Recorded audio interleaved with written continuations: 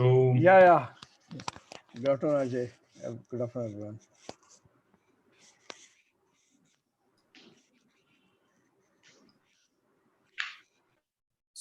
good afternoon, ladies and gentlemen, and it is indeed my pleasure to host a webinar, or rather than a webinar, it's more of going to be a debate with related to Make in India, that whether there should be a level playing field amongst SEZ and DTA units. Is there a level playing field or not? So there's going to be discussions and debate on this. And I'm glad to host this webinar and invite the distinguished speakers. First of all, it's definitely an honor for all of us to have Shri Ruchin Gupta ji, Director MNRE, as our keynote speaker, Mr. Vineet Mittal ji, Director Navitas Green, as the moderator. And I also welcome all the other distinguished panelists, Mr. Ajay Mishra, GM Marketing from Wari, Mr. Naveen Sharma, Director from Enking, Mr. Manish Gupta, Director from Insulation, Mr. Rajesh, VP Operations from Renewsys, Mr. Bimal Jindal, Director SCM from SB Energy SoftBank Group, Mr. Prashant, CEO of Satvik Green, Mr. Hiten Parekh, CBO of Solar Square, Mr. Chetan Shah, Director of Solex Energy, and Mr. Prasoon Chaudhary, Business Unit Head, PV Manufacturing of Benar Industries. So, ladies and gentlemen, welcome you all for this webinar. I believe Ruchin sir will join us in some time, but till then we can initiate the discussion. And also my team is going to write some recommendations based on what speakers are going to say, and we'll try to send it to MNRE as well. So that's all from my side. And I hand over the webinar to Vineet sir to take it ahead as a moderator. Thank you. Yeah, thank you, Anandji, for the opportunity, and thanks everyone for joining the webinar. We are not on time. We will start and try to finish it in time. So we are having a very distinguished panel of speakers. Achievers of the industry who are contributed a lot.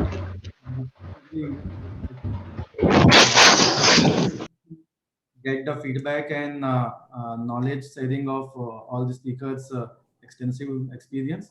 So today's topic is the level playing field for manufacturers who are based in two locations. One is the SEZ or the DTA.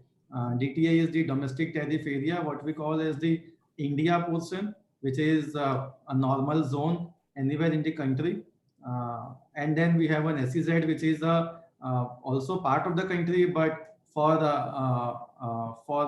various purposes, we call it a foreign land, wherein there are different rules that apply for a special economic zone. So all the factories which are manufacturing their products, any sector in an SEZ, they have a certain set of rules. For the DTA, there are a certain set of rules.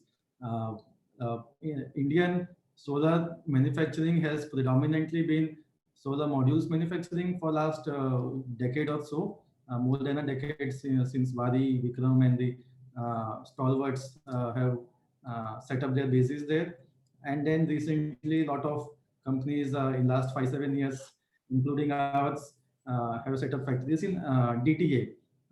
On the face of it, both the set of companies, either in a DTA or in SEZ, have been growing, except few exceptions in various regions and for various reasons why they have not been growing. But more or less, we have seen growth in both types of companies, and even the SEZ units have expanded in a DTA. Some DTA units have gone to set up a factory in an SEZ. So there has been a mixed experience until now. Rather than commenting on the good and bad about it, I would be happy if the speakers would share their experiences of good, bad, ugly, whatever it is. Let us be very practical and come out with real instances of if there are any differences in taxation due to income tax or indirect taxes like import duties, GST, payment of duties, whether it is during the imports, during clearance of the goods from the factory to the customer. So there are various specific subjects that we can discuss. We will touch upon these few subjects as and when everyone talks about it, and then we come to a conclusion, but a set of recommendations like Anandji mentioned, which can be taken forward with the ministry for further follow-up if there are concrete recommendations or concerns for the industry. I would try to be as neutral as possible, although we have a setup and that is in a certain zone, it's in the GTA. But being a moderator of the session, I have to be as much neutral and talk about the good and bad points on both the sides of the coin. Uh, so I, rather than wasting a lot of time, I'll quickly start the discussions now. So there are few duties that are applicable when we import a raw material. Duties like a basic custom duty, which is a thing that is applicable to most of the products when we import in India. Then we have anti-dumping duty, we have a countervailing duty, or we have a safeguard duty. There are various forms of duties when products are being imported or equipment is being imported. We're talking about capex as well as raw materials, both when you're looking at the manufacturing sector. So few benefits are being passed on in DTA, few are getting passed on in SEZ, and now recently some changes have happened in the last budget. Few duties which were anomaly have been clarified, and both the playing fields have been offered together. So I would like to start with. I'm not going by any particular order, but we can do an impromptu. We will have about 8 or 10 minutes of thought sharing by individual panelists. I'd like to start it with Bimal sir. Bimalji, if you can share your thoughts about this subject. It's an open subject. It's a very wide subject, but whatever few specific points you can talk about, sir. Thanks, Viniji. I think it's very interesting and touching subject. Although SEZ is in India, but technically they're not treated as part of India. So that's the basic fundamental principle when this SEZ Act came into picture. You know, it's like almost 15 years. So I think uh, while we talk about the DTA is as good as, you know, the normal manufacturing which you're talking, right, in India. So SEZ guys, if I look at it's not going to be easy, even if government want to do something because they're talking about Make in India or Atmanirbhar India. The practical constraints will be too high. SEZ enjoy many benefit. First of all, when we say that they will be treated like a foreign territory, also they are within India for all the export purposes. So it means they're exempted from all the duties, everything. If we talk about DTA, if they are importing the raw material like you know, glass, steel, anything, so if their duty is applicable, they need to pay it, while SEZ guys will not pay anything. And when they're again sending it outside, they're not going to pay anything.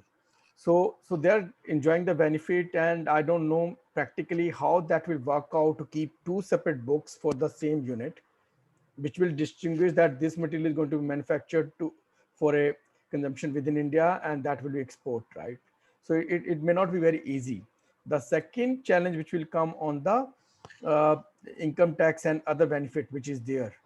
So that also is given to SEZ guys, and again the DTA guys will not qualify for that. So that the benefit, if this benefit is given and availed by them, again SEZs typically are export oriented units which, you know, focus 100% of their energy to you know, manufacture and ship it outside, and in fact they work on behalf of DTA units also. So while it's a good thought, it may promote, I believe, the couple of manufacturers. I know that there are so many manufacturers and I want to hear from them. But if they set up their units in SEZ, they want to be part of India, they want to, you know, contribute. So we need to hear how that can work out. There might be many practical issues which need to be handled. There are many logistic issues which need to be managed. And on top of that, the accounting issues will also going to prevail a lot. So it's a very complex subject. It may be possible if they can have, you know, a further extended arm which can utilize the same raw material and everything, and set up outside the SEZ and do the assembly work. I don't know if that can be feasible, but again, uh, the DTA guys, I think, are not getting any advantage like SEZ guys. So SEZ guys definitely try to claim that. which is a fair ask if they want to promote more Make in India, although, technically SEZ will not be treated that way. But practical challenges and the concept of SEZ, which is not limited to solar industry, will have larger implication and consequences. So SEZ was never made keeping in mind of solar industry. So that's the point which everyone acknowledges. So government cannot distinguish that now they're pushing solar industry. So they will try, and Make in India is going to play a lot of role. PLI is there. Then again, this PLI is given only to the domestic industry. That will not be applicable to SEZ units, right? So there will be different consequence coming on the other side. Also, the benefit which is available to DTH units, whether it can be passed on to SEZ units also not. So my thought will be it's a good thought process. Practically, it may not be easy. It has a larger consequence on all the industries, not limited to solar. So I think we need to see how that can be replicated, and we need to hear from the guys who have the units in SEZ. What are their thoughts? Yeah, so Vineet, I just pause here and let others speak on that part. Thank you for your thoughts, Bimalji. Specific points and talking about benefits being provided to an SEZ, not provided, but being in an SEZ, you get certain benefits, no doubt in that. And then there are certain, I would say, limitations or commitments or obligations for an SEZ unit. In terms of net positive foreign exchange and things like that. So ideally, the situation for an SEZ is to export, and that's why the industries were set up in an SEZ. And while you asked about an industry who is having a unit in SEZ, taking some time to speak about it, I would like to hand over the discussion to Ajay. So Waaree, we all know, is the largest module manufacturer in the country, having setups both in an SEZ, and the recent expansions happened in DTA zone. So out of all of us on the panel, I think Ajay will be able to give the clear insights on this particular argument, which has been discussed over and above in the last few years. Yeah, Ajay, please. Thank you. Right. Thank you, Vinit. Thank you for giving me an opportunity to speak. As Vimal sir directly said, that SEZ has been treated as a foreign land, okay? But now no more it's been treated like a foreign land because from around 6 or 8 months into function, what I have analyzed is there's already been duties that are being that SEZ also started attracting duties on glass, EVA, and backsheet. So whatever duties DTA units are paying, the same duties SEZ units are paying. So there is no difference as such in terms of if it would have been treated as a foreign land, then these duties shouldn't have been applicable. But then when we are importing raw materials in SEZ, we are paying the same duties that we are paying in the DTA units. So that is gone. Earlier, what used to happen is when these duties were not applicable for the SEZ guys, they were able to produce solar panels at a much cost-effective rate, which would be around 1.5 cents lesser than what DTA guys were able to do it. So that time we could say that there was no level playing field. But right now it's been leveled up. So whether you're in SEZ or you are in a non-SEZ or whether you're in a DTA, you end up paying duties. Now the problem, what is happening right now is when the BCD comes into the picture, and the BCD when it has been announced right now. Now why this entire discussion is happening at this point of time, DTA and SEZ were there for years together. Okay. Why the particular discussion is happening at this juncture? The reason is very simple, that now the SEZ guys know that once this BCD comes into picture, okay, they are treated as a foreign land, and the modules manufactured in the SEZ, when they have to put it in DTA, okay, they have to pay duties. That is 40% duty, whichever is applicable once the BCD is implemented. Now, even they may get import credits for the cells that they are going to import, but when they want to put out the modules over here, they have to pay the duties, which is why this entire discussion is happening. So what I feel is whether it's in SEZ or it's in non-SEZ. It's in India. The manufacturers are from India. So for the better good of the entire industry as such, there shouldn't be a differentiation whether it's a DTA unit or whether it's an SEZ unit. Here the focus should be on promoting the entire ecosystem. Here should the focus should be on promoting the manufacturing in India. We are already late. China has already taken a leap. Okay, they are doing the best what they can do. They're the factories or the owners, they are enjoying the benefits given by the Chinese government. They are dumping their products over here. India tried limiting it by putting safeguard duty. We failed out there. Even with safeguard duty, 85% of the models were imported from China. Right now, also the similar scenario is going on. So here the major problem is whether it's a DTA or whether it's an SEZ, that should be immaterial. That materiality is, are we developing that ecosystem in India? And are we giving that kind of facilities to the investors that they want to invest more in India? They want to invest more in solar. What is happening right now is we have a huge target, okay, of around doing 120 gigawatts, and all that is for whom? We are giving it to our neighboring country. Now, even if the BCD is implemented, I am worried about that scenario. Even if the BCD is implemented, what will happen is BCD is implemented on cells and modules. They will start raising the prices for other raw materials. They will increase the prices of polysilicon. They will increase the prices of wafers. Then what do? Again, we start crying because they will put up all their profits over there instead of making the end product, getting a profit on the end product. They'll start dumping the end product and they'll start taking the profits on the raw materials. We are dependent for glass, we are dependent for backsheet, we are dependent for every other thing that you can think of. We are dependent on the foreign country for it to be imported here. So doing it at one level won't help it. When we develop the entire ecosystem, that would help the entire industry to grow. So I feel there is already a level playing field right now. But yes, once the BCD is implemented, I think there shouldn't be a BCD, there should be a clarification given which will say that there is no BCD, that BCD will not be applicable on the SEZ unit. That's what is my submission. Rest others can add up.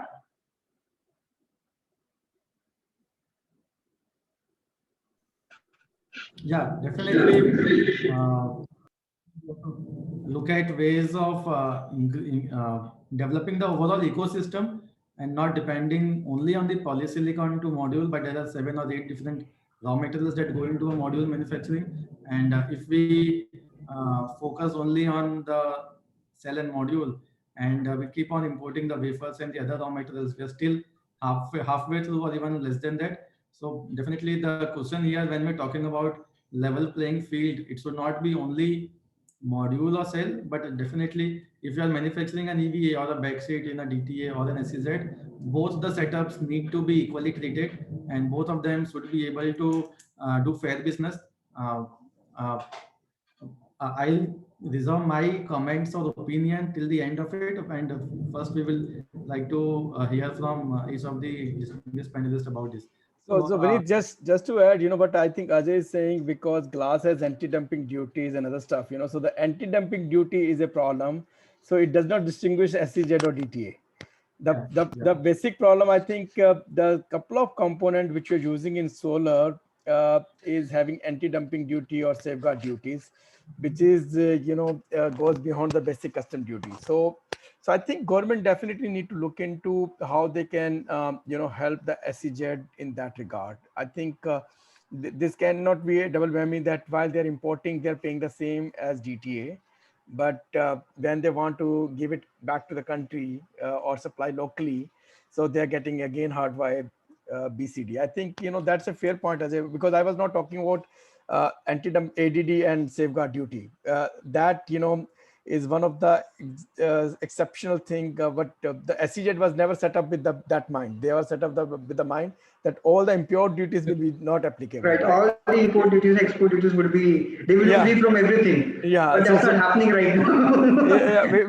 because when you said glass, and I can immediately make out that yes, your concern is on anti-dumping duty, which definitely is going to be applicable irrespective of the location. So I solar, it's always the roller coaster ride, sir. We come out of one thing, we go into another pit. We come out of that pit, we go into another pit. That's what's happening. Fair points. Only thing is, I mean, I would still like to make an opinion here. If your plan is to sell in India, then there is no point putting up a factory in SEZ and then face these issues. So if our market is clear that I want to sell a certain portion only for export market, you can set up a separate unit in SEZ. And if you are looking at an Indian market, you set up in a DTA, which is a standard philosophy for any manufacturing. So, which is what is happening, Vinitji, which is what is happening. If you see all the new announcements that have happened of the new units that are coming up, the 10 gigawatt divisions we announced, all in DTA. None of them is in SEZ. Everybody's put in DTA. Because currently the market is supporting that way, and this anti-dumping duty actually is not helping the people, right? So that is also one of the major cause, which is impacting.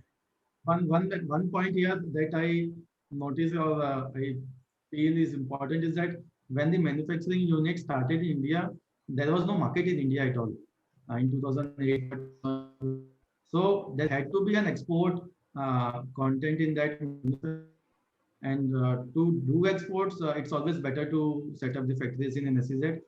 By virtue of being in an SEZ, there were some benefits, there were some difficulties in terms of clearances, and companies who had set up a factory in an SEZ, they enjoyed those benefits. But now that the Indian demand has gone over the roof, I can say, so all the new companies are looking to set up base in India, or I would say a DTA. Manishji, would you like to add to this? Manish Gupta ji from Insulation. Good evening, all. First of all, thank you, EQ, for organizing this seminar or webinar on this issue. First of all Ajay ji और विमल जी से मैं कहना चाहूंगा कि आप निश्चिंत रहिए जब तक ये बीसीडी का matter SEZ to DTA supply government और कंपनियों के साथ क्लियर नहीं हो जाएगा, बीसीडी अप्लाई नहीं होगी। अभी बीसीडी वैसे ही 1 अप्रैल 2022 से है, और जब तक ये मैटर सेटल नहीं हो जाएगा कि how BCD should be applicable on the units of SEZ, जब तक बीसीडी नहीं आने वाली है। और अभी टाइम है, तो मेरे को लगता है कुछ ना कुछ एमएनआरई, कॉमर्स मिनिस्ट्री और सारी की सारी इंडस्ट्री निकाल के कोई ना कोई रास्ता इसमें जरूर निकालेगी। और मीनवाइल ये सारी की सारी चीजें जो कि आपने आगे आने वाले टाइम के लिए है, पीछे अगर हम बात करें पीछे के सालों की, तो एसईजेड ने काफी बेनिफिट लिया है, जो ऑलरेडी वो लोग बेनिफिट ले चुके हैं, और that benefit only not only in taxes but also each and every field. मैं थोड़ा सा रिक्वेस्ट करूंगा की टीम से, can I share my screen? Yes, sir. Please. Are you able to share, sir? 1 minute, just 1 minute. Hello. Yes, 1 minute.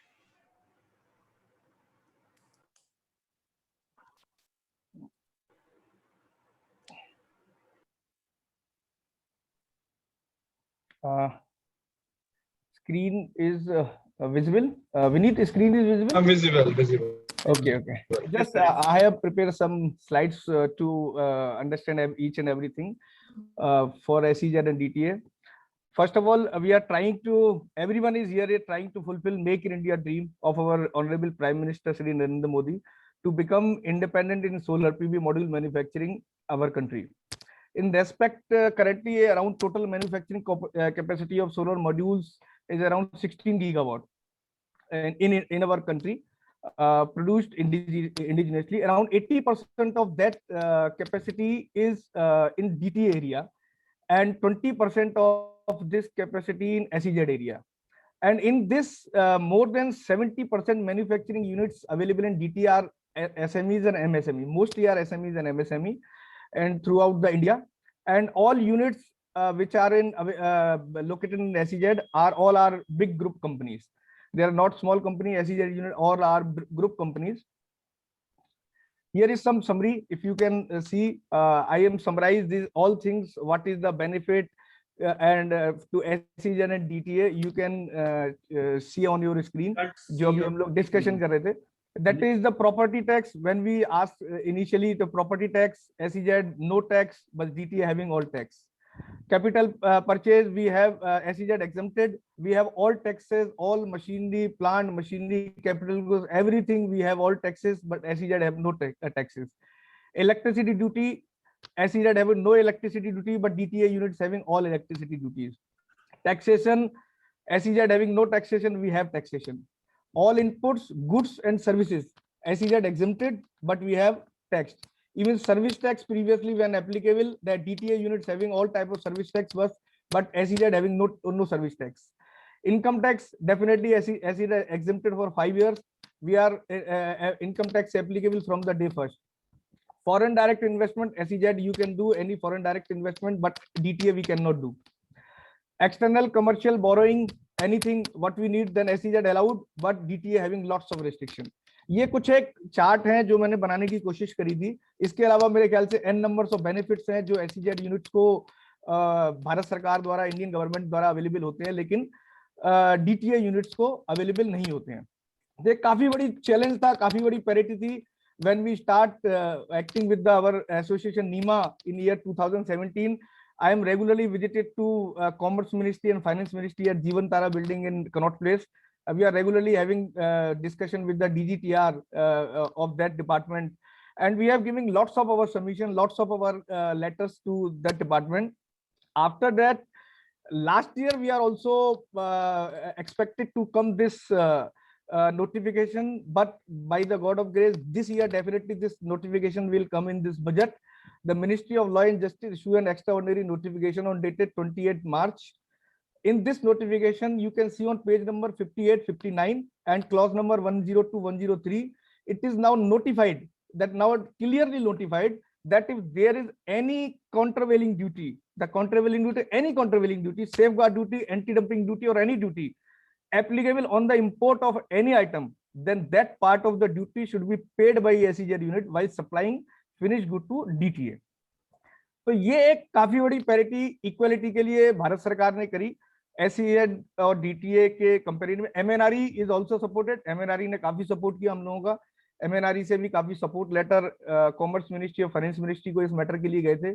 उस time पे मैं खुद अनुराग ठाकुर जी से मुलाकात करके आया था एक बार. निर्मला सीतारमन जी से भी हमने कोशिश करी थी, लेकिन अनुराग ठाकुर जी ने हमें टाइम दिया था और इस मैटर को काफी उन्होंने अच्छी तरीके से सुना था हमारा. Then after we have given our all representation to Commerce Ministry, Finance Ministry, then last in this budget we have succeed to receive this notification. And this is very old demand by DTA industry to providing level playing field for manufacturing unit which is in domestic tariff area. But still SEZ unit having benefits than DTA because deferred they need to pay only deferred duty, means only these duty pay to countervailing duty, not only on their import, because it's been मतलब import के time पे उनको किसी भी तरह की कोई duty देने की जरूरत नहीं है. आज ये एक बहुत बड़ा मैटर हमारे लिए हो जाता है. As a DTA unit we need to more funds, we need to more money to clear our all raw material to import from China, Malaysia or anywhere, but SEZ unit not. They only pay to this deferred duty when they sell material to DTA. Means जब वो material को DTA में sell करते हैं तो आज भी उनका ये clear है कि आज उन्होंने मान लीजिए XYZ कोई भी item बनाया import के raw material से, तो जो उनका export होता है उसको minus करके सिर्फ जो DTA में वो supply करते हैं उसी deferred duty का उनको duty pay करना होता है. So still they have lots of benefit rather than the DTA, but we are very happy that government listen our voice, government see our all things that DTA is not on the equality. Definitely in future if basic custom duty will come, then definitely there may be some way to define by the government, MNRE and Commerce Ministry, then how the material will supply from SEZ to DTA while BCD is applicable. So that way is also, I think there may be some way should be find out by the government. Thank you, Vinit. This is from my side. If any question, I am here. Thank you, Manish. Thank you for the detailed explanation and with specific clauses from the notifications regarding this subject. Brings a lot of clarity. For the audience, Manish is heading model manufacturing organization called NEMA, North Indian Model Manufacturers Association, and he and his office has been instrumental in developing and protecting a lot of MSME and SME players in the sector. So thank you for that. I would like to welcome Ruchin Gupta sir. He has been graceful enough and joined us for this particular subject. Their contribution in bringing this notification, which Manishji just mentioned, has been instrumental. And now at least there is at least on the text point of view, there is parity. The deferred duty is still a subject that is under ministries or the finance ministry and commerce ministry's purview. But Aminari has tried their level best, and I would like to welcome Ruchin sir for his thoughts on the same subject. First of all, I'm so sorry, and I'm feeling embarrassed also, because I have come here just to apologize. I was in a meeting, and in fact, just came out of that meeting, because now again I have to go back and join back that meeting in the secretary's room. So in fact, just one. Hanji. I think I should not accept the invitation for such webinars, because ultimately, if we are not able to join the webinars on time, then it doesn't give a good feel. And as you just now noticed, I came out and I got the phone call. I'll just take 1 minute and then my humble apologies. I think this issue of parity between DT and SEZ, it has been going on for quite some time. And fortunately, this budget, I mean, we have been taking up this issue, writing to Ministry of Commerce, Ministry of Finance. And this budget has fortunately addressed this thing, and how the scales of time are turning now. Because I'm sure once we have this BCD, we'll have an altogether different kind of dynamics. The people from SEZ asking for parity between DT and SEZ, what so far Manish ji and his team have been clamoring for. So my best wishes, hope we'll be able to establish some kind of parity between DT and SEZ. What we could not do so far before this budget, probably we may be able to do something once the BCD is out. But nevertheless, the things have been put straight by this budget, and I think that's a good point. So my apologies. I'm so sorry, extremely sorry, and I really hold my ears. I will not take such invitations at all, because my time is absolutely not my time. My apologies. So I'll have to leave this meeting. Thank you so much. Thank you. No, sir. No need to apologize. It's really fine that you have joined Okay. for. Bye. Thank you. Bye, sir. Thank you, sir. MNRE has been really looking after all the difficult pain points faced by the industry, whether it is the manufacturing front or the utility, power sector development and other stuff. Everyone has their own limitations, and they're trying their level best, whatever they can do. I would like to hear from Chetan Shah, sir. Chetan sir, can you brief your thoughts about this subject? Thank you, Vinit. Thank you very much. In fact, first of all, I would like to suggest the topic of this webinar is needs some correction. And it is not the level playing field between DTA and SEZ unit, because there was no level playing field for DTA only. SEZ was always they had enjoyed all the benefits. So the title should be the level playing field for the DTA unit, not the SEZ should be excluded from the subject title. I think the Manish ji has covered this all the points very in detail, and I think there is nothing much left to say on this point. See, the basic concept of setting up industry in SEZ or DTA should be very well known to everybody.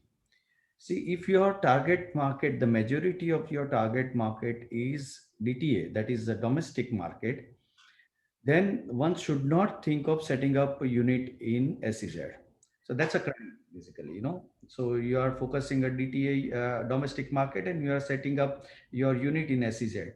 The purpose of having a SEZ Act is only to promote export, no domestic market at all.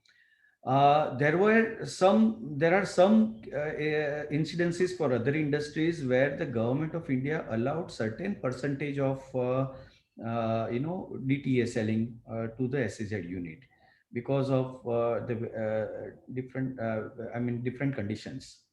So the basic purpose of having SEZ is to export only, and that's the reason all the benefits and the special treatment which are given to SEZ units are, the purpose of the export, to earn the foreign exchange and, increasing more export. Incidentally, what happened in PV industry was, that all the SEZ units in India, their major business, or rather you can say, like, almost to the tune of 80% of business, 75 to the 80% of their business was in domestic market, and they kept on enjoying DTA unit. All the benefits of SEZ. So then there was a need arises, like how to protect the DTA units, those who focused on Indian market and established their unit in DTA. And that's how all the equations which Manish ji has explained in detail, the tabular, like these are the benefits available to SEZ, not available to DTA, available to SEZ, not available to DTA. So the major point is the incentives, number one. Number two, incentives in terms of tax, majorly incentives in terms of the other duties to the which are not applicable to SEZs. And the second is the finance, the involvement of your working capital. The point is already covered by Manish ji, that even if you are paying duty for clearing your goods from SEZ to DTA, you have to pay your import duty, at the time of clearing of goods to the DTA. So that means whenever you have imported, see, our industry works on 90 days cycle, which is the most efficient cycle. Some of the industry are working on the more than 90 days, 120 days cycle, the payment cycle. That means what, the day you are importing your goods, your realization of your payment will be after 90 days, right? So means what? That you are importing something as say, for example, if the DTA unit is importing something worth 100 rupees raw material, and if the unit is paying, say, 10 rupees duty on it, so that means it is 110 rupees cost, right? Whereas the SEZ is importing this material at the 100 rupees only, they are not paying 10 rupees duty on this. So whenever the SEZ is manufacturing this, and they are clearing this DTA, then and then only they will collect that 10 rupees from the customer, and they will pay that duty, because the clearance is done on the customer's name. So that means there is a zero involvement of 10 rupees of finance for the SEZ, whereas the DTA units are paying that 10 rupees from day one. They will manufacture it, they will, and whenever they sell it, they will be able to recover that. And then, in India, what is happening for the GST also. And GST, your refund claim is not before, the earliest is 90 days. And there were a situation where the refund was available not before 6 months time. That means your majority of your working capital was blocked in such kind of duties. That was totally unfair, I would say. And for any SEZ, even the government should have been very clear. Whatever the damage has been done is done. But still, it's a high time that government should take care of this thing. I don't say the SEZ units are not good; they are also doing something good for country. But when it comes to the level playing field, there has to be, it should justify. So I am happy that government has realized it, and it is not a realization. It is only the BCD which has come. That's the reason the SEZ units are now in a difficulties. Otherwise, they have been enjoying all those fruits. And there are other benefits even after BCD also. The SEZ units they will keep enjoying so many benefits that they don't have to pay stamp duty and so many things for expansion. Like, when they are importing machines, equipments, they don't have to pay duty. They don't have to claim for as a EPCG or anything. I mean, they don't have to pay the bank guarantee for the EPCG to claim that EPCG license, which the DT units are will have to pay that. So, I mean, there are definitely, even after BCT, it is still not a level playing field. So if the government continue promoting DTA clearance for SEZ from SEZ unit unconditionally, I think it will still be unfair game for the DTA units, which is a major chunk of manufacturing base in India. So this is what I feel like, I think as an industry, we need to go at the micro level to ensure that there is a word called level playing, which is actually implemented. Hello. And government also should Bol. take care of this thing. Then only the government will be able to, in real sense, government will be able to make this happen. That is Make in India or something like. Only the Make in India can happen only through DTA, not through SEZ. Thank you. Thank you, sir. So to summarize, and what we actually go through.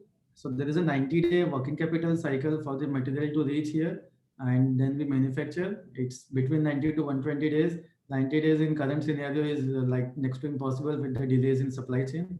And then another 3 months to 4 months for the refund. So it's actually 6 to 8 months of additional working capital blockage when we pay GST on the imports of raw materials, because we have an inverted duty structure in our solar sector. Our raw material sector at 18% GST. We get 5% when we make our module from the end customer. And we all know that solar module manufacturing is not a very high value addition business. So a lot of our GST remains in credit permanently. So we take a refund after 8 or 9 months from the day we pay. And then there is another, till that time, there will be new material coming in, new payments being done on the GST portal. So there's always a certain amount which will remain under credit in the GST portal, which we never get. So it's a permanent blockage of working capital, which Manish ji and Chetan sir have just clarified. So we hope that government will be able to look at this anomaly and take some steps rather than charging GST on the SEZ. The ideal situation will be to normalize the GST rates even for the DTA, so that at least there is no inverted duty. The payment of duty is still a concern, whether it is on import, whether it is on clearance. But even then, we know that these 7 materials are going to be utilized only on a module manufacturing. Then why do we charge 18% when there is a continuous effort of paying duty and then charging, claiming refund? So it's a very big exercise for all the manufacturers put together. I would like to hear thoughts from Chaudhary ji, who heads the PV manufacturing business at Pennar Industries. Welcome, Prasoon ji. Thanks, Vineet. Very good afternoon, everyone. So this is Prasoon, and I take care of module manufacturing business for Pennar Industries. So today the topic, as Chetan ji told, like I completely agree with him. There's no level field required as on date for at least SEZs. So first of all, like I'll just want to throw some light on like the ultimate goals, why the SEZs were like set up. So the ultimate objective, if you will figure it out, the ultimate objectives were to increase the trade balances and to attract the foreign direct investments, the FDIs. And I don't think, since we as a company, we are into different businesses, so we understand it well. So when I look onto any of the module manufacturing facilities being set up in SEZ, I don't see any of the attraction towards FDIs or any of the trade balances which have been done by the organizations which has actually came up into this particular business. So secondly, like as a DTA unit, so for sure, like as on date also, if we talk about first of all is the working capital which a DTA unit incurs. So as on date, straight away, apart from cell FBC, we have a hit of approximately 18% duty. So on a megawatt, approximately 20 lakhs is what we incur more compared to a SEZ unit. So 20 lakhs if we consider on a megawatt, and that too if we consider 1% interest per month also, we will be for sure we will be at least 20 paisa higher from a SEZ unit. But so, and this is something which is like very clear. There's no clarity required. So this is the cost we actually incur. So for sure, like as on date, there is no level so grounds which are available. So government should first of all, so SEZ unit should be focused on particularly exports. So where all exports is, those benefits are like so always like welcome. But when your major target is the domestic market, I don't think such kind of incentives should be like what all incentives are given should be given to either DTA or it's a SEZ. It should be given to the both. Then only it is like feasible for market. Otherwise, the problem will increase day by day only. Like it has never sorted. Secondly, like as Chetanji also told regarding the EPCG licenses. So even when the companies are setting up factories into SEZs, they need not pay any kind of duties over the capex as well. And for capex again, duty it's like it's in cost to us. For like capex, any duties or taxes which are applicable, it is nothing like which we can recover or we can take benefits out of it. It's a cost to us. So the ROI of a DTA unit straight away it goes higher compared to a SEZ unit. So again, so I don't understand, like looking on to most of the points are being covered by Manish ji as well. So this is what I want to actually, there is nothing which like SEZ units are actually benefiting to the country. Like, so I don't think like there should be two kind of structures. So between the organizations which are manufacturing the same product and trying to serving the same market. That's all from my side, Vineet. I think the topic is like with Manish ji's presentation, things were very much clear. Thanks. I would like to clear here one more point is like, you know, the EPCG is only for those units, those who are focused on exports. The companies not focusing on exports, they will have to pay duty. So that's a cost. I mean, on a capex, that which is a huge cost, which is not for SEZ. So SEZ focus on the market, not paying duty. That is what, like as Chetanji told, it is very true. So basically, we have something like we have to export a minimum amount of value in a certain period of time. If we don't achieve that target, the DTS has a very huge penalty, which SEZ don't have. So yeah, that is true. Over to you, Vineet. Yeah, thank you, Prasunji. Very valid points regarding levy of duty on import of machinery, whether it is module manufacturing or the other equipments like cell manufacturing and other sectors. And the finance part definitely is impacting the working capital of DTA units. I'm sure the Anand is writing these points and will be sending their recommendations as a media agency as well. I would like to welcome Rajesh ji to talk on this subject. So Zenus is one of the leading companies in the raw materials manufacturing, like EVA backseat, and then went very big into cell and module manufacturing. So they have a very big experience and knowledge and ground realities for all these 4 or 5 materials manufacturing on a large scale, and having setups, I think, in both types, DTA and SEZ. So he can definitely throw some light and give us a comprehensive feedback about this. Rajesh ji. Yeah, thank you, Vinay ji. Good afternoon, everyone.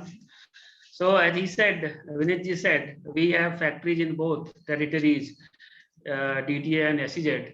So we have pain and gain of both. So probably I could try to throw some pain point and gain points of both the units. Okay, at the first level, if I say, there is parity. There is a quite parity between SEZ and DTA for BCD, for SGD, for CVD and for ADD. And that parity, I think everybody has talked during their turns in the various ways, but I wanted to be very specific in this case. For example, XYZ can give away the duty payment at the time of importing the material. And they have, if they are going to export the material, the finished goods, then of course they have to only maintain the positive NFE. That is all net foreign net NFE. If they are maintaining positive, they can get away by paying by not paying duty. But if they are going to sell the material in domestic market, they have to pay the duty.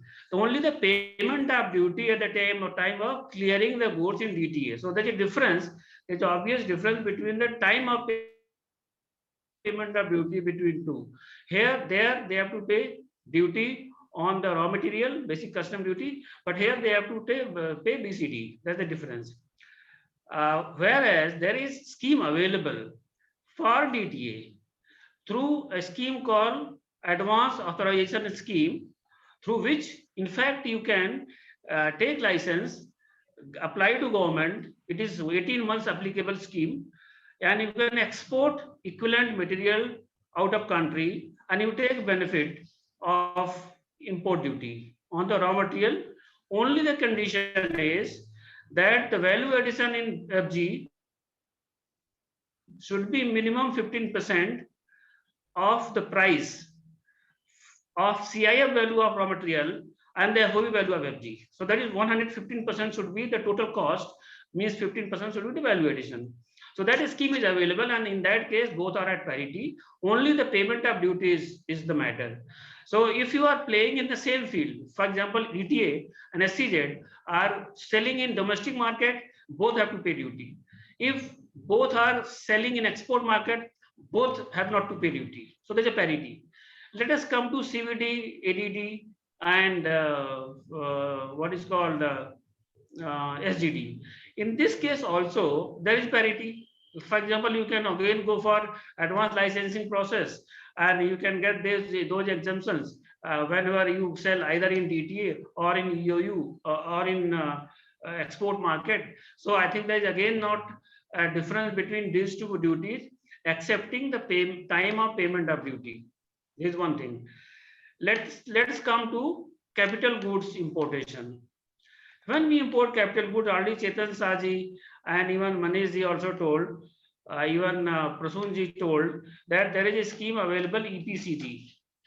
So if you are going to import one machinery for DTA and you are confident that you can export material equivalent to the obligatory amount of duty. Obligatory amount of duty is nothing but the total duty saved during the importation of machinery, including BCD and now GST. 6 times of it during 6 years. So if you're confident that I am buying one machinery of say 1 crore, a duty applicable is 8%, means 8 lakhs plus GST, put together 10 lakhs into 6 times. So 60 lakhs in 6 years, then you can avail that duty. And in nutshell, the component saving of that duty is around 3% over a period of lifetime of machine, which we consider in India as 10 years. So there is a scheme available even for EPCG. Only I have one point which I wanted to know, make a note by the organizer, that calculation of EPCG, obligatory amount, includes GST in addition to BCD. So that GST is actually taken as in ITC, input tax credit can be taken for that. And that if we are getting credit of that GST, why they are including that, adding it BCD and making obligatory amount 6 times of this. This is what is little bit painful for SCZ unit, or sorry, for DTA units. So in that, this is one anomaly which we need to make in notice of the authority. This is one point. Second point I want to highlight, because someone has mentioned inverted duty structure. In inverted duty structure, I think you only mentioned that there is anomaly where your input tax is say 18%, your output tax, when you are selling module is 5%, the total actual differential money, which is say 18% of total value of inputs and 5% of output, which is cost of module, that differential money you can claim under inverted duty structure. But there is one problem. The problem is that that structure, that amount does not cover the capital goods and the services, especially capital goods of non-movable item, like you make building, canteen expenditure, food expenditure of people who travel, and any item which you show in your what is called P&L, which relates to the personal consumption, is not part of this. So still you get left with some money which piles up in your credit balance, and that becomes cost after some time. So these are two things which actually are needed to be addressed when organizer is making one minutes and maybe sending to authority. This is what I wanted to highlight specifically. Now, if you take other things, for example, there is stamp duty exemption. Yes, there is stamp duty exemptions in terms of some incentive. For example, they used to get incentive in terms of MEIS. The MEIS incentive is now being changed to RO. It's called remittance of duty and taxes on exported goods. That is being replaced by these words.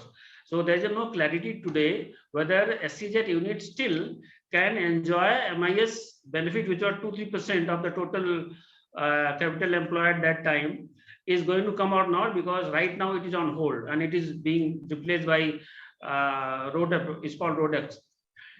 This is one thing I wanted to highlight. And otherwise, there are small things. For example, electricity bill tax. If you see, electricity bill tax is one of the hidden costs. There is no GST on diesel directly for us, but actually it is not in GST, it is in excise duty. So whatever diesel we buy for our generator, that is already loaded with the excise duty, and that excise duty is cost to us anytime. If it was under GST, probably it could have come under the exemption list. Who knows? So this is what few underlining issues who are there in the taxation regime I wanted to highlight. But otherwise, today I think we see, especially after notification in 2021, where even SEZ has to pay anti-dumping duty, thanks to Manish ji, he is smiling, is making parity all along. Okay, so on major cost component, I think there is a ample amount of parity between these two territories, excepting a few advantages of this. But now what is going to happen? After 2020 April, if suppose nothing happens, while Manish ji is very confident, then if SEZ has to pay VCD to sell to domestic, because most of SEZ are actually having market concentration in domestic market, they will be wiped out. So major player like Adani, Vikram, even Renesas are coming out, and they have come out of SEZ and going to DTA. So everybody has got their own pain, own gain. And I think Chetan Saab already highlighted the very purpose of SEZ actually was to do export promotions, to earn forex. And if you make production, export, you save forex, then let government gives you the import benefits. But ultimately they started selling in domestic market, and then this becomes a new child. Let me tell you, the child was not original. Now this is a duplicate child of SEZ, where they started selling in DTA, and it takes time for any authority or government to notice the anomaly, and which is now being noticed, and I think things are put in place. That's what I wanted to tell from my side. Thank you so much. Rajesh ji, thank you so much. Thank you for the specific points regarding the final points like duty, electricity duty, and capex imports. Few observations from my end, sir. When we talk about advance authorization license for import of material and then exports, yeah, that is always there for us as a DTA manufacturer. But an SEZ unit does not need any advance authorization license. For them, it is plain import without any duty. only when they supply to the domestic area, they have to pay duty, and then whether they export it, there is no duty at all. We understand it. So our only point is the deferred in finance part, and it is actually a big amount. Prasunji mentioned it's about 20 rupees a metric. Yeah. Vinay, see, basically here point is what, like, whether it is a SEZ unit or DTA unit. I'm sorry, I just barge into this, but whether it is a SEZ unit or DTA unit, the majority of sale of every manufacturer in India, DTA, whether you take Adani or Reneosys or Vikram or Wari, those who are into the majorly into the SEZ and the DTA unit, that is Indian market, right? So, and this is what we have seen in last 10 years, more than 10 years rather. There is no balance sheet where the SEZ unit has shown more export than the domestic sale, right? That means what? Sitting in SEZ, your market is purely TTA. Then the advanced licenses and those things are not that important, because if your market is DTA, you want to delay your duty payment in the anticipation of the export. Then in case if you don't export this, then the interest is 18% for advanced license. So if you commit that, okay, fine, I want to import such material of this value for the export, and if you don't export this, then the government will charge 18% interest on that. So that's something which is not right, because the market is DTA, so the advanced license is not important. It is only available for those who are having an export focus. And even the majority of if you take the numbers, then the highest export is 30 or 40%. 40% is very high. Let me tell you, I don't think that anybody has achieved that 40% of their total business as an export. No way. So the point of having SEZ unit and with the DTA focus is totally wrong. So, the numbers cannot justify in terms of anything. Even I was just calculating sitting here, you are importing 50% of your material at paying 18%. Your solar cell is 50% of your module cost, which is coming at 5%, and the rest of the material you are importing at 18%, right? So the average duty is 9%, right? You are paying 9% duty in advance for the entire cost. So suppose you take your BOS cost 20 rupees. That means you are paying 18% on 10 rupees, which is 1 rupee 80 paisa, which is a GST you are paying at the time of import. Now, if you said 8 months cycle, I would say 6 months cycle. If you take 6 months cycle of this 1.8 rupees, the recovery of 1.8 rupees means what? That is 1.8, that is 90 paisa per watt, which is a cost to you for the GST, interest cost on the GST amount. So there are many simple calculations. If you really put in on the table, then the cost of DTA manufacturer is much, much higher. SEZ is not paying those duties at the time of import, and the DTA units are paying. So this is what another point which I just wanted to add it. I'm sorry. Completely agree with Chetan sir. I think SEZ has used SEZ as a mechanism to reduce their working capital. There's nothing like exports which were actually done from these units, and they were only diminishing their working capital to be more competitive against DTA units. That's how the market has been developed. Over to you. You're right, Prasunji and Chetan sir. You are right in terms of time of payment. So there is difference between the time of payment, that's for sure, and which is probably the half of the cycle of the business. If from cash to cash, he said 90 days, but I say it is actually many times more than 90 days. So you half time you are getting paid before the what is called business cycle. Now, I was trying to say 18%. I just want to correct. Even for the EPCG also, you have to pay bank guarantee to the customs, right? And bank guarantee is for that particular tenure. So if you look at the money you're blocked in the bank guarantee and your limit and the cost of bank guarantee for that particular tenure, which is, sometimes, it is always good to pay duty than investing in a bank guarantee. At least you can calculate in your cost and you can get the start getting depreciation. You don't get depreciation on your bank guarantee. You are right, sir. So everything is boiling down to the time of the payment of the duty. That is what is making a big difference. Otherwise, in terms of paying duty for the same territory of the market, for both are actually there are parity. That's what I'm trying to explain. And 18% duty, 18% interest is actually on EPCG item. If you don't fulfill the obligation within the proper zone, which is time zone given, between during 6 years and 6 time value, then we are getting penalized for 18% interest cost or maybe prevailing cost at that time for remaining amount which you have not fulfilled. Rajeshji, sorry to interrupt. It's not about time of payment. For a DTA unit, it's an investment on day one, and for a SEZ, they collect from their customer and then they pay it. There is no investment from an SEZ which is done.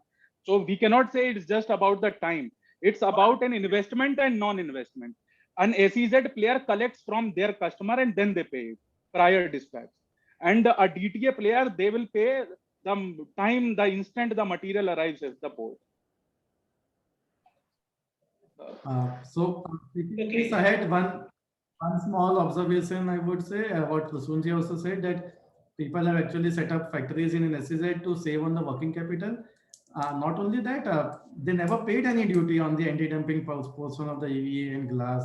It is only with the current year's notification that just came few months back that now we see that the duty portion is normalized, but the other things still remain, what we are discussing about right now. So until now, Manish also mentioned, हम अभी आगे की बात तो कर रहे हैं, but if we take a look back at what has been the scenario in last 8 or 10 years, setting up a factory in an SEZ and then selling in a DTA. So we all know that this has been unfair to a certain portion of the industries in the DTA, and this is the only submission that all the companies in DTA are talking about. I would like to take the views of Naveen Sharma-ji. Naveen-ji, if you can unmute yourself. Naveen-ji from Enking International, he is the director there. So while he's coming, Vineet, I just want to add. Yeah, Vineet, I just want to add one point. I think what Prasoon and Manish and I think the other panelists has made a point. The working capital is one big investment for all the manufacturers, and your scale, your capacities, can be different if you have that kind of capital, right? If you need to invest 100 versus 150, or let's say 130, it makes a lot of difference. So I think the point which they're making, that this, and again, it impacts your returns also, right? So you will not be able to, you pay interest, you pay everything, right? So the returns are also changing with that scenario. I think that is a fair point, which definitely need to be considered, how that can be rationalized it in DTA and SEZ. I want to take this liberty and I want to check Vinay sir. Vinay Kumarji is he's there in the participants list. I want to specifically hear his views on the anomaly between a DTA and SEZ. Vinay ji, are you there? I mean, I can see you here, but are you listening to this? I don't know. Yes, Vineet, I'm listening, but I prefer to keep quiet. I'm here to understand the issues. I normally write about tax issues but my tax knowledge is very dated, so I humbly withdraw. And thanks for calling me out, but I'm listening here. I'm not speaking. Okay, thank you, sir. Thank you so much. Thank you. While we discuss, while we wait for Naveen ji, is Prashant sir here already? Prashant Mathur ji, Chirag is here? No, he didn't join yet, sir.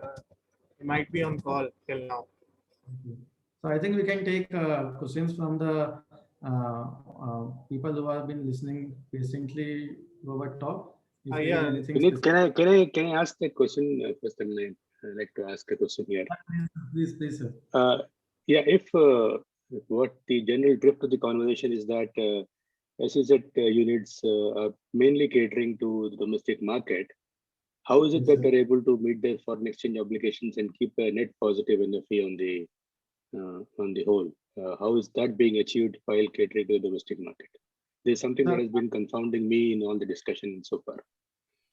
I'm not exactly sure of the exact notification, but what I know here is that if you are importing, or you can say you are selling to India for solar, these clauses don't apply to it because of being some priority sector of solar. If you export to India, it is as good as an export. And this is what I remember vaguely, but I'm not sure if anyone can throw some specific light on this. I think Manish ji or anyone else can talk about this.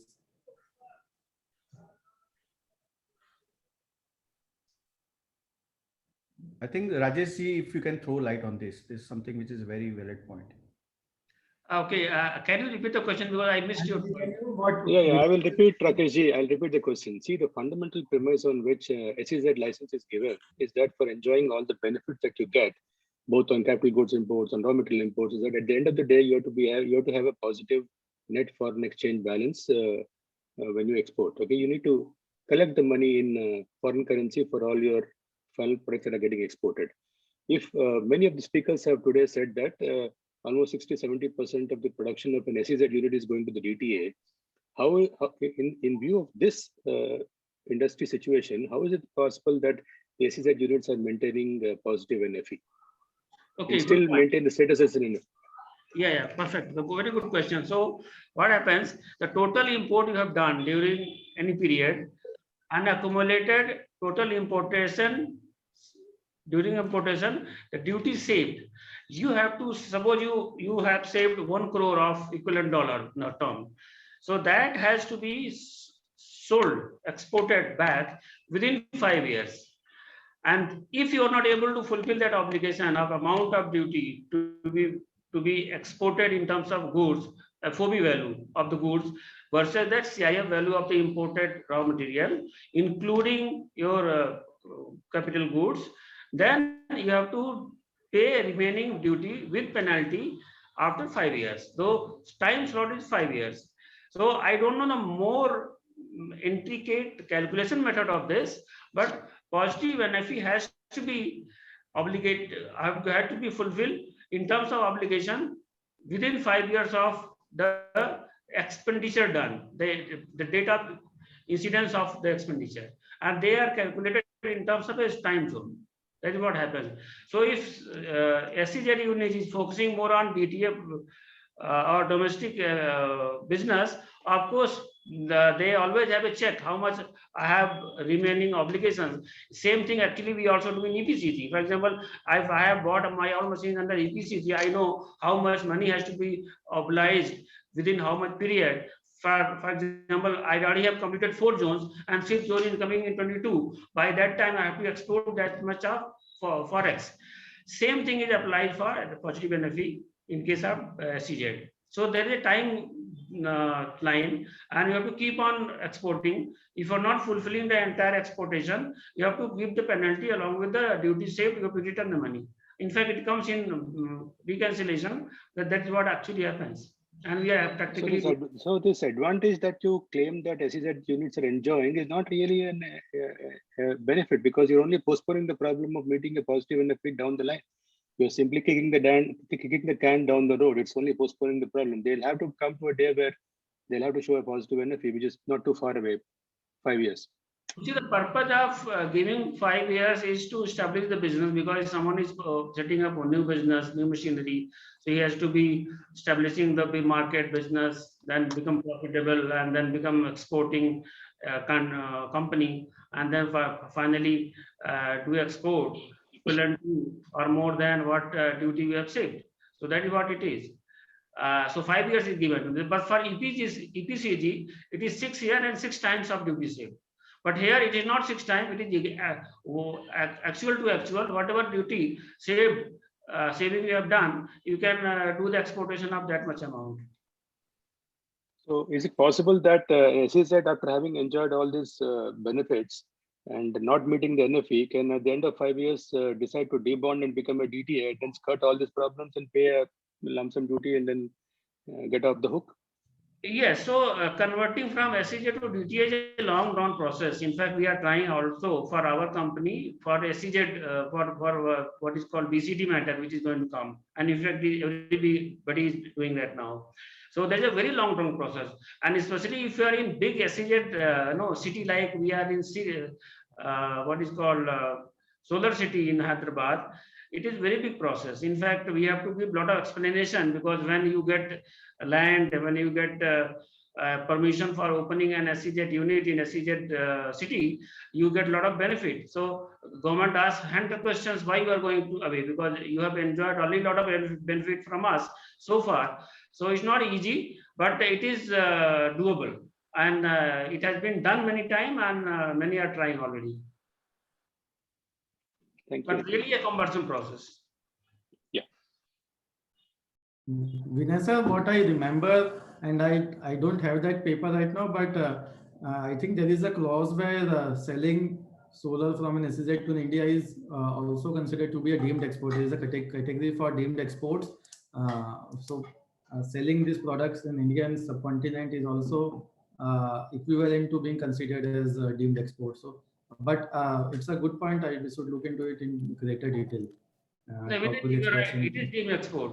It is deemed export. For example, settlement, right? So there is no question of settling it in 5 years, because as soon as you supply in India market, it is, if it is considered a deemed export, then the net foreign exchange is already positive, because most of the product is sold in India. If you are supplying to SEZ unit, it is deemed export. You are right. No, he's saying that SEZ DTA clearances amount to deemed exports, which is what is referring to. No. Yeah, Vinay, actually it's a flaw in the system, Rajesh. Like what all sale which is done from an SEZ unit also, it is actually considered as an export. From, you were right, exactly. So that is the reason it will attract BCD. If you sell from SEZ unit to DTA, you are actually exporting to a country, local country. But deemed export, I was trying to tell Vinay ji that in addition to this, if suppose DTA business is selling something to SEZ, then also there is deemed export, and we can enjoy that benefit. For example, if I have to fulfill my EPCG obligations and I am not able to do direct export, but I am trying to sell and I am selling some goods to SEZ, that is coming under DTA export, but that company has to pay me in foreign currency. From the SEZ. Yes. Okay. I think Navinji is available now. Navinji, can you share your views on the subject today? Navinji is a director at Enking International. Thank you very much. Thank you everybody for giving me this opportunity to talk. Although this is something which we are working in, because this is something that, as it is clearly mentioned by all the panelists, especially how it can, because even I feel that this cannot be there could not be a comparison between the two one, that DTA, either it is DTA or either SEZ, because it is clearly visible that the benefits which are there in SEZ, that is not being passed on to DTA. So ultimately the cost and everything, as one of the panel members was mentioning regarding that the reverse charge duty which GST has to be stuck. We are let me tell you that we are into the carbon credit business, and that is also one of the revenue for all the solar power projects in India. We are bringing the carbon credit revenue. So this you think that somebody was mentioning, that 20% price difference that is coming into the picture, that is happening with us as well. Like if we are importing something or we are exporting something, we have to pay the GST and then we have to take the refund. As it is clearly mentioned that yes, it takes at least 3 to 6 months to get the GST refund. So that definitely there will, because we are practically experiencing this thing, that it is a block of our in-hand money. Ultimately, you have to be more dependent on the debt. You have to ask the debt from the bank just to maintain your own cycle. So this cycle has to be maintained. So this difference itself will be a huge one when the one company is having their operation in the SEZ unit and one company is having outside the SEZ unit. So and I was discussing with somebody else a few days back that they were trying to procure the carbon credit. They clearly said that we are the SEZ unit, we need not to pay the GST. But the other company, if say for example, if any other company who is trying to procure the carbon credit, they need to pay the GST over the same.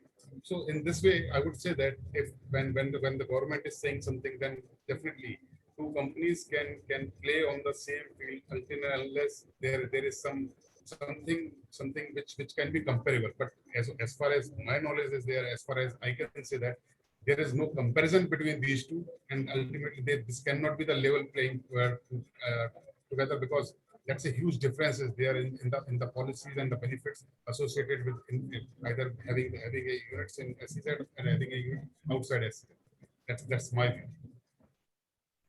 Thank you, Naveenji. I mean, the discussions are clear in terms of actual experience, and these are common to all. So there is no biasness. I would say this is a common opinion that there are few benefits which the SEZ units have been enjoying over the past few years, and now that we are looking at a BCD scenario, but like Manishji mentioned, government will find some way out to make sure that even the SEZ units are not getting, I mean, so they don't get any unfair advantage while in a DTA and not in a SEZ. So let us, can we have some more questions from the group if someone wants to ask? We have some time to discuss. There are few questions in the chat. So one question was already answered. It was asking about the import duty on capex. That was very well mentioned in Manishji's presentation about the benefit of being in an SEZ. They don't need to pay duties while you import capex, as in capital machinery.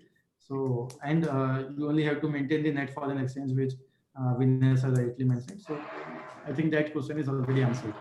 Anything else on that?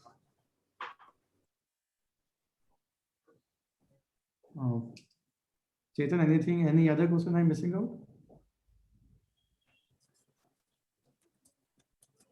There was one question about impact of BCD on the EPC companies, but I don't know if it is the right question to ask today.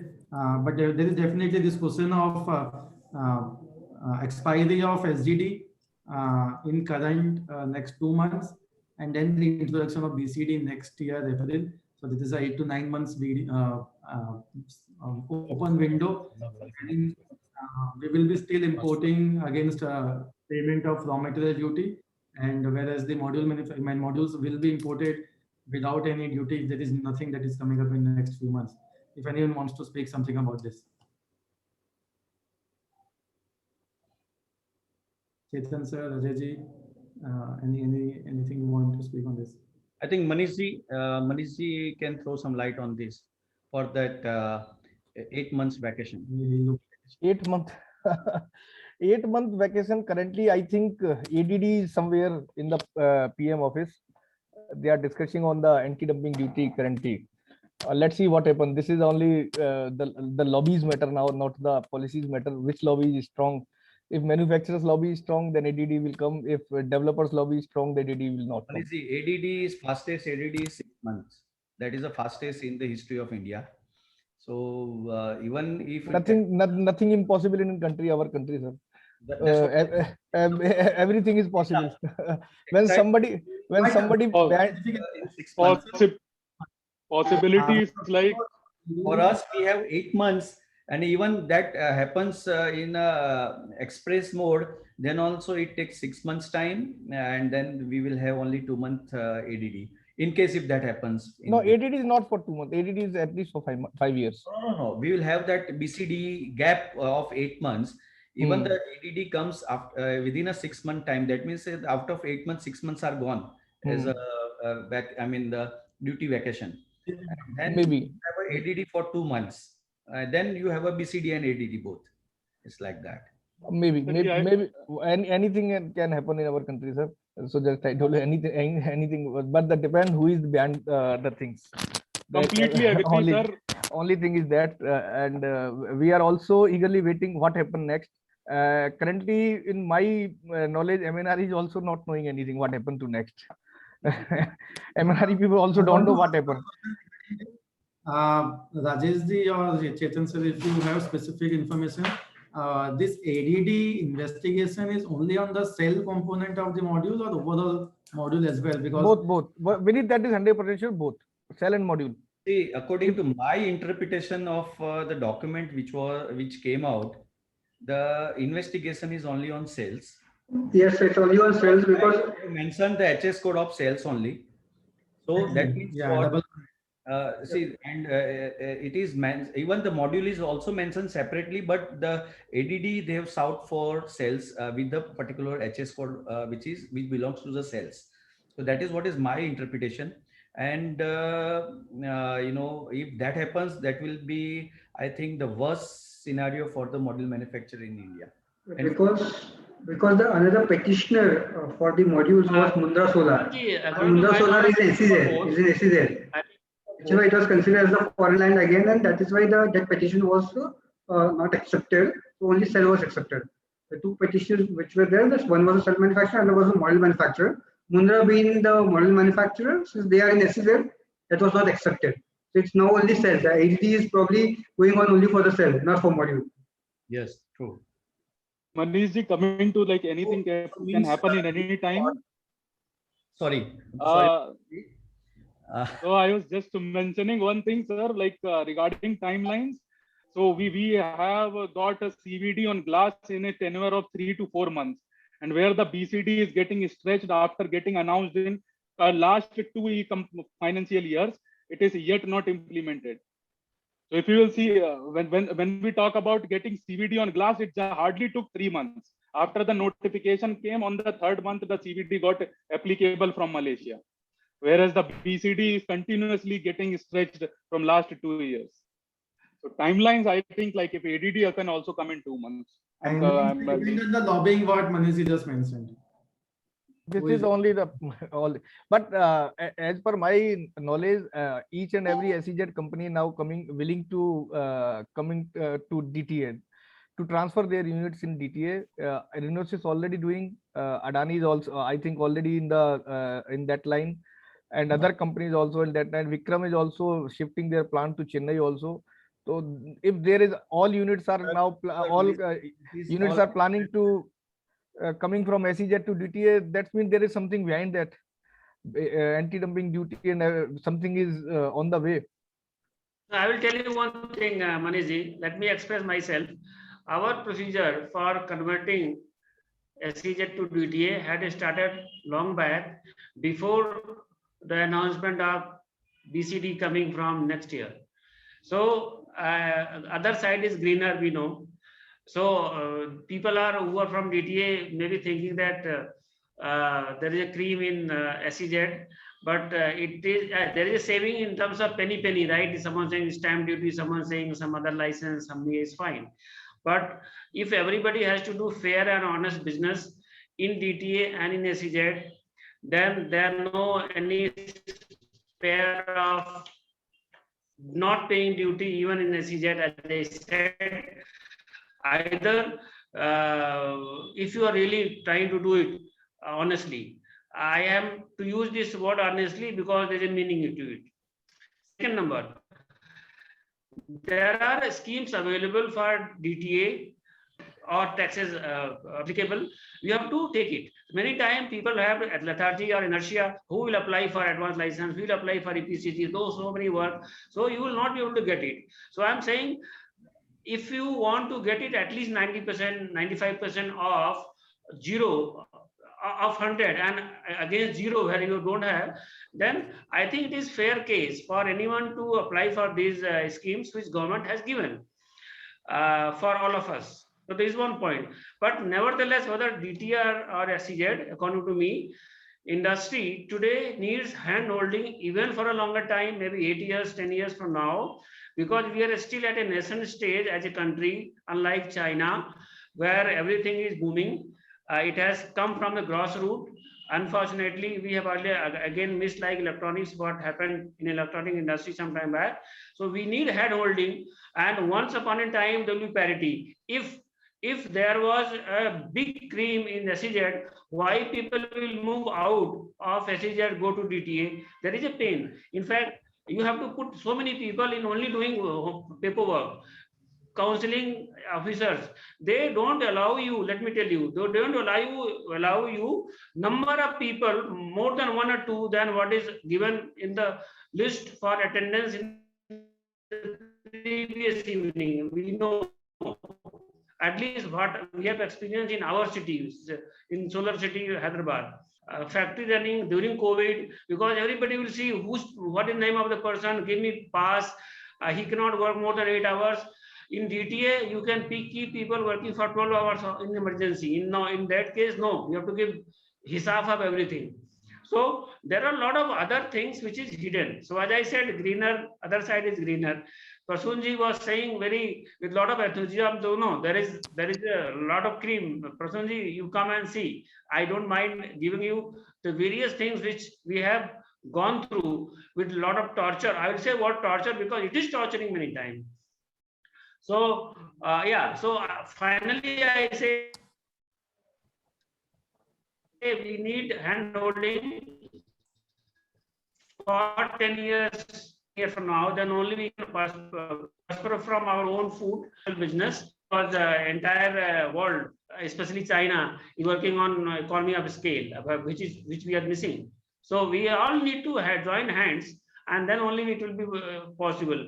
So instead of, a lot of people are also objecting, why SGD, why ADD? So I was telling you in the previous webinar, that let us be little patience with the little take pain for a long-term gain, and let us try to become Atmanirbhar, not China Nirbhar. Thank you. Yeah. Any other questions from the group? It's okay. Rajesh ji का hand holding definitely जरूरत है same industry को, लेकिन मेरे ख्याल से सरकार की हैंड होल्डिंग की जरूरत कम है. इंडस्ट्री आपस में एक दूसरे की हैंड होल्डिंग करेगी तो शायद ज्यादा long run. If as per government perspective, our policies, Indian government policies for each and every sector is same, just as zigzag every time. Government is every time they are seeking behind that how they can earn money, how they can take money from businessmen, industries, and everything.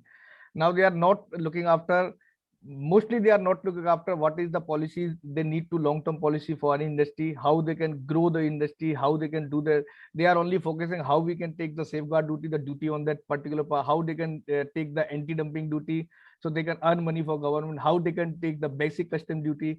They are maximum looking after for that prospect, not for the whole complete thing of the prospect. Agar if they are looking for that, then they are making anti-dumping duty or basic custom duty 4 or 5 years back on the solar module. We already trying to say every time to MNRE, first you take anti-dumping duty or basic custom duty on the last product, then you take to raw material. But in our country, the raw material duties are coming first, and the last product duty you are only taking behind. Still we are fighting for the duty on the module, which is the end product. But now duty is on glass, duty is on EVA, now duty is on also looking after for back sheet, and duty everything. Now the somebody is coming now, duty is for ribbon, duty is for JB. So every raw material is now with the duty. Government have nothing. They are going, any people can go against the DGTR, give their documents, give something with the document, and then you can put your ADD. Only a single company can put ADD in our country, either glass company or EVA company or any company. But end product, there is no duty. Then how you can handle to each other? Handholding in each other when you are equalized. Government is doing nothing. Government is only looking after for their taxes, how they can earn money. Because in that scenario, in this particular time of scenario, in the COVID scenario, all governments, you know, the khazane is khali. They need money. And from that perspective, I am 100% sure there is something duty after 30th July. Because government knows this is a very big market. They cannot put a leg behind without any duty, 8 months without duty. It's still 15% duty on solar cell and module in the millions and billions of rupees. So government cannot let behind this particular, their money making, you can say this sector.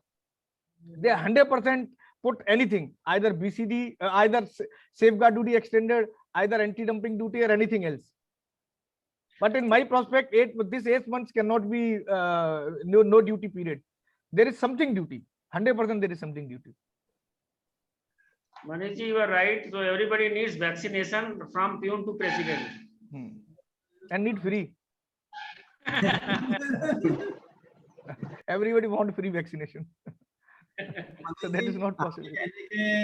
according to your thought process or ideas, it's a welcome thought कि government को अपनी duty बचानी है, cash collection कम नहीं हो जाए, उस नाम पे तो ड्यूटी लगा ही देंगे, बाकी किसका फायदा होता है किसका नुकसान होता है देखा जाएगा। उन्हें कोई लेना देना नहीं है इस चीज से। हाँ, वो बात की बात है। People will manage on their own. Anyways, the bigger projects will get a grandfathering. उनको तो duty pass Already they are, but they are also bleeding because the grandfathering not directly they get in 13 year, 14 year.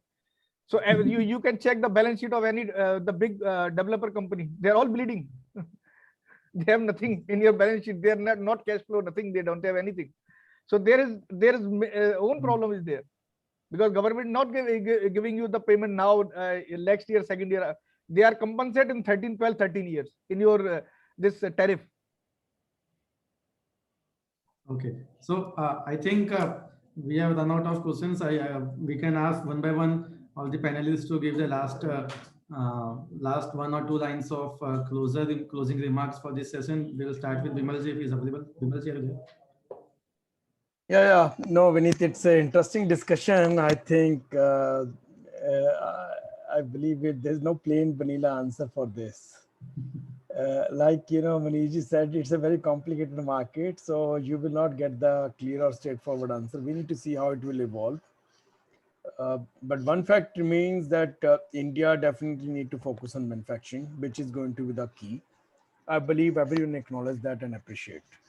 So I think there are challenges practically plus the advantages which SEZ have taken in the past. So it is a big debate. I think even if we speak, the government need to decide.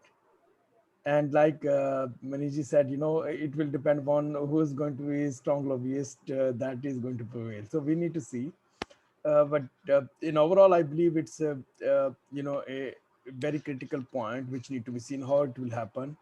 On the same time, there are only 20% SEZ. I heard Rajesh ji, he said that he's already trying to, move to DTA out of SEZ, right? So the people are already taking action. I think everything when you start, it always have some teething issues. It's a teething issue, but once the things will settle, it will definitely help the industry in a larger way.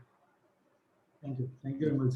Thank you. You are on the other side of the table, being a developer. So let's see what comes out after July. See, I think Maniji and a couple of, everyone is bleeding. Everyone knows that. So there's no way.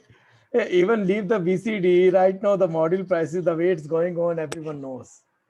But one thing I am 100% sure. Whatever the duties, whatever the tax, whatever the situation, I am 100% sure within next couple of years, India will go very fast in the manufacturing, moving very fast. Currently, we are 16 gigawatt. Definitely within next few years, we are somewhere around 50 gigawatt. This is I am 100% sure. So this is the positivity of our all Indians. After the all hurdles, after the all problems, after the everything, we are going ahead. No, I think always keeping moving ahead. I am 100% sure. Even BCD, even ALMM, even anything, but no tender, government tender will be kept empty. Every tender giving 4 times, 5 times subscribe. No, I agree. I think but all tenders 4 times, 5 times subscribe. Whatever the duties is there, whatever the problem is there, whatever the anti-dumping duty is there, everything is complete. All tenders is complete. Government schemes is complete. Kusum scheme is complete. Manufacturing is full form. In few years, we are definitely currently I think we are somewhere 2.2 gigawatt in the cell. I think next 2 years we are around more than 10 gigawatt in the cell manufacturing also, and the module manufacturing is around more than 40 gigawatt in the next few years. Yeah. So we and all my friends, everybody is now having the capacity, double their capacity. We are all in pipeline. The only thing which we need to focus in India is R&D. I believe we are heavily dependent on. Yeah, that my personal thing is that never happened. That we Indians are in ahead in the R&D. We are only follower. I will not agree, Maniji. I will not. Maybe you will not agree, but whatever the technology available the outside the India, we will just go there and bring that technology in India, either manufacturing, either everything. All developers, even we as a manufacturer accept this. We are only taking all technology which is available in China, Europe, and everywhere. We're taking all that machines. No a single machine manufacturer, not a single person, not a single laboratory here who can give us the the cell now, the cell Indian cell available with the higher efficiency. We just looking after the China. We are looking after the any German company or any German laboratory. Now they are making a bifacial cell. Now they are making the 9 BB cell. Now they are 12 BB cell. Then we are take that cell, take that machine, come to India, assembly and supply to you.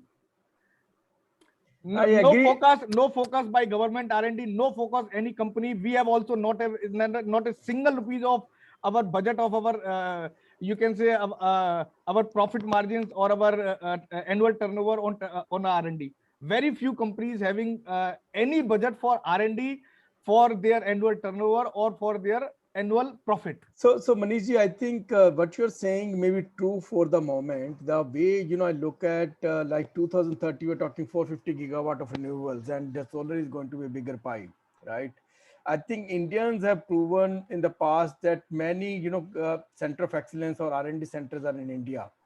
So the right now, again, China is driving because they have the volumes, they have the capacities, and they're controlling from polysilicon to wafers.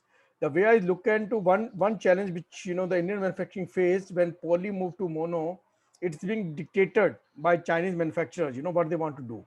So if you don't get wafers, you can't produce cells. So your lines will go obsolete. So I think this definitely not immediately, but I see this like the manufacturing is taking the push. The R&D is also going to come soon. People will focus on wafers and polysilicon. Without that, they will not be able to survive. Yeah, same thing, Vimal ji, jo aap baat kar rahe hain, the same we have already discussed in the MNRE. Lots of time with Anand ji and the new secretary and Amitesh ji also.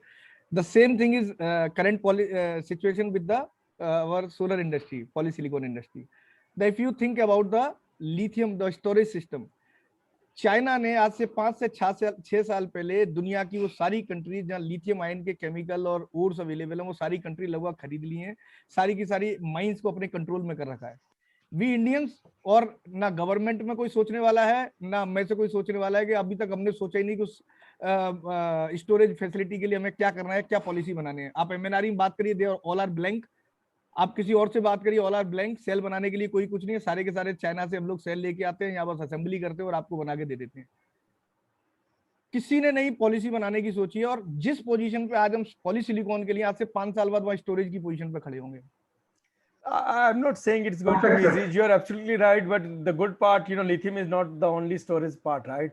With the again, hydrogen is in a very early stage. I think that can be one of the game changer, and again, there are flow batteries. So there are a couple of other technologies which is going to play, right?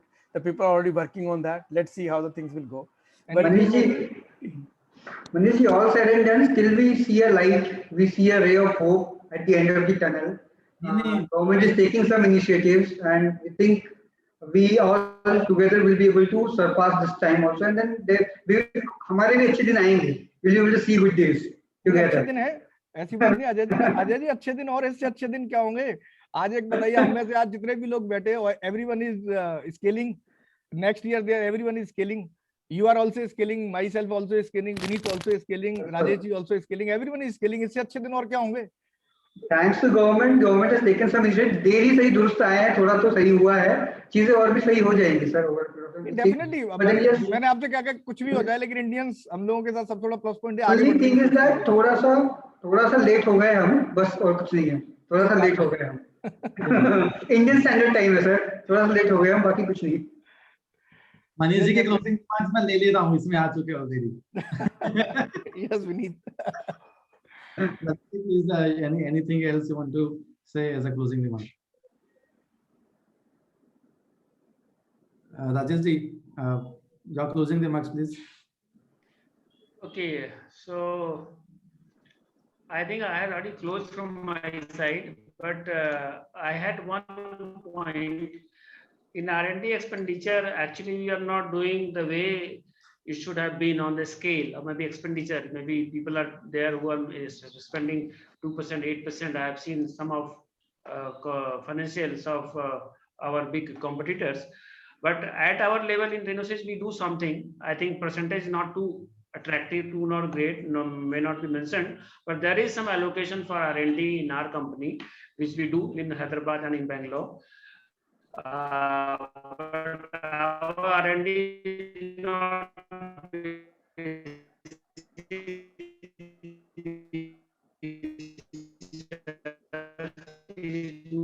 applied research, which is just working with working with different structure and architect of amount of money is one. And overall, everybody is wanting something. Government has given a lot of I think support so far, going out of their ways, especially when COVID came, a lot of money got out of their pocket in various welfare schemes. They are trying to do. And I think there is a point where we have to also see our own responsibility. I water to the horse, but you cannot force sincere effort and see what we can move from here with interpersonal understanding. I'll say what Manishji already said, that we have to have hand holding for each other, not only for government. That is what my last word. Thank you so much. Thank you, Prasun sir. Prasunji.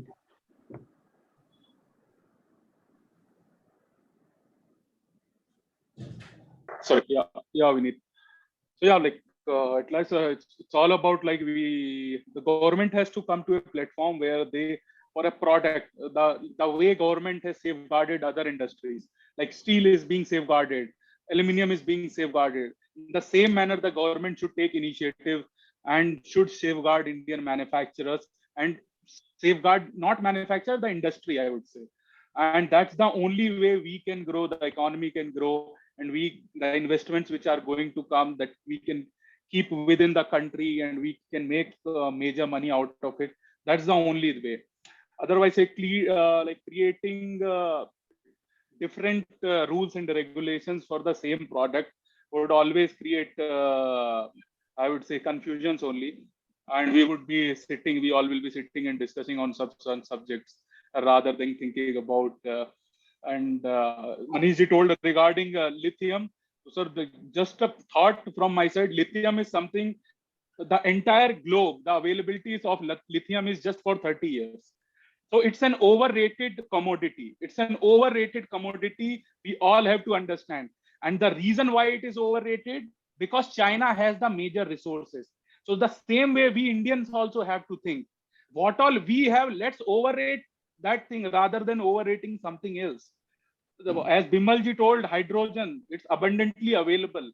Let's discuss, let's talk about that rather than talking about lithium. We don't have lithium in India. Why to think about lithium? What technology in lithium? It's just a product which is, it's a fossil fuel, I'm telling you. It's not, because it will, if you use the entire lithium which is available throughout the globe, it will blow off in next 30 years.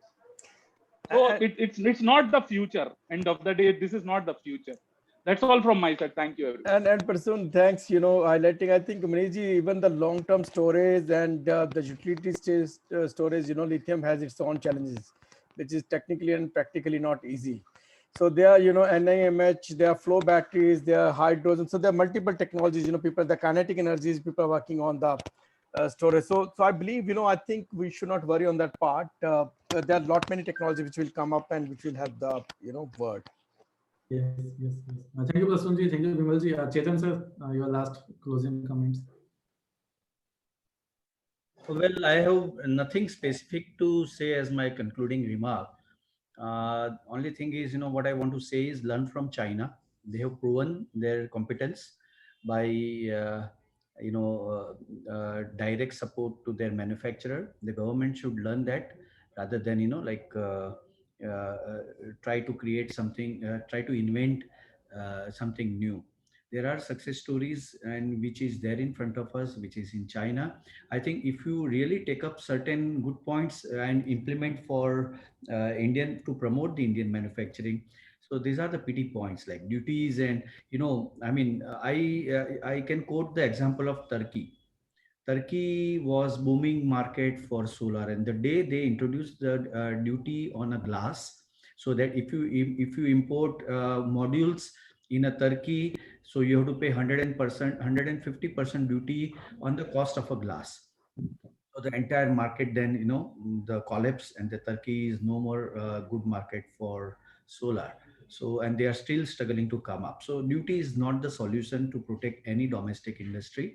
You have to create an ecosystem. You have to learn from the success stories, and that's the only way. I think the developer, the synchronization with the developer and the Indian manufacturer, that is the most essential. Mr. Bimal is here. So, you know, why the domestic developers, they don't trust Indian manufacturer. I don't say trust, not in absolute terms, but then the preferential treatment. Why? It is because of the cost, because government is putting a lot of pressure on cost to the developer. They want cheaper, cheaper, cheaper, and that is killing actually innovation in India. So whenever you look for cheaper price, then definitely it's open market, and the developer will go to the China. But if you support, like the way China is supporting, if you support the higher efficiency, the better product, the domestic product, and you give them an additional tariff, then I think there is somewhere, like, you know, so I don't see any point. This is all nonsense, like imposing duties on raw material. If you really want to support domestic manufacturing, then there has to be a free way. But definitely, you know, if the the government should ensure the business to the domestic manufacturer, to protect them, not the by way of duty. So my personal view is the duty is not a solution of this problem. So if you put one duty, then you have a multiple problem. So this is what is in nutshell. Thank you. Thank you. Ajay ji, your last few comments in nutshell. So just to sum it up, all I feel is that collectively we have to put the efforts to develop the ecosystem in India. That's the only submission. Whether it's DTA, whether it's SEZ or anything, I just believe that manufacturing in India should grow. The industry as such should grow, and we should develop the industry, and we should handle each other. What Manish said, where I think we should handle each other. We should make sure that the industry grows. And specifically what Chetan sir highlighted, that developers should start accepting Indian model manufacturers. Here the acceptance level is still lower in terms of Indian manufacturers. Indian manufacturers are doing wonders. They are exporting to the countries like US, UK and Japan. And here in India itself, our developers are not trusting us and they are not buying from us. That's where the disparity is happening. There it should be, the parity should happen. That's what I feel. Okay, I'll give my 2 cents into this. The real question is not whether a DTA unit survives or grows, or an SEZ unit. I mean, there should not be any internal resistance between us. I mean, we are all part of the same nation. The real, I won't say fight, but the real challenge or competition is with China. We have to look at ways of protecting our country's energy security. The whole reason why we are all sitting here is because the solar sector is a very, very important part of energy security for our nation. Like we are dependent on fossil fuels, now we are dependent on the polysilicon, or for that matter, lithium resources. So every time, every couple of decades, a new product comes up, and we have to depend on imports for that. How can we frame long-term policies? I mean, again, being a democratic nation and countries being, I mean, parties being appointed for 5 years, it's difficult for them to frame a policy for, say, for 10, 20 years and still implement it, although there is a change in the center. If we can have a vision document for 2030, 2040, and then start planning accordingly, right now itself, whether it is like Vimal sir mentioned, hydrogen, whether it is, I mean, even for solar, right now we are talking about a PLI scheme. How can we really take it ahead? Are the interests of all the stakeholders taken care of? When we talk about the ecosystem, it is not just cell and module. There are 10 number of items attached to it. Are everyone being taken care of in terms of the long-term policy vision? And can we all collectively grow this sector? Because it is not about making money anymore in this sector. Like Manish mentioned, everyone is growing, although there are so many challenges involved. हम लोग सब grow कर रहे हैं. So touchwood, the sector is growing. Government has on a broader level, macro level, framed out certain policies which are favoring the sector. And we Indians are enterprising, तो हम लोग कुछ भी तरह से अपना रास्ता निकाल लेते हैं. But now the question comes that we have a certain responsibility towards the future of the nation as well. So until we keep an eye on that we are not just doing our own business, we are in a way building the future of the country. And the policy level discussions and all that happens with one single vision. I think that will always be fruitful for us in the long run. I would hand over to Anandji to give the final vote of thanks. Thank you. Thank you very much, ladies and gentlemen, for your valuable insights. And so as another service from EQ, we have been having our team members in the team, and definitely we have been writing. And so we'll sum it up and send also as an official recommendation to MNRE. And I'll also urge my manufacturers and developers here, if they have something to contribute, they can also email me, and we'll add that to the official communication we are going to make the ministry. So once again, thank you very much for all of your time and the zeal with and enthusiasm with which you have, attended this and shared your insights. And I just wish everyone a very, very safe pandemic time and enjoy your weekend. Thank you. Thank you, Anandji. Thank you. Thank you, Anandji. Thank you, everyone. Thank you, Anand जी. आप ऐसी meeting करते रहो, ऐसी meeting करते रहो, सबको बुलाते रहो. Okay, sir. Thank you. सबको कवर करो. मैं ना तेरे को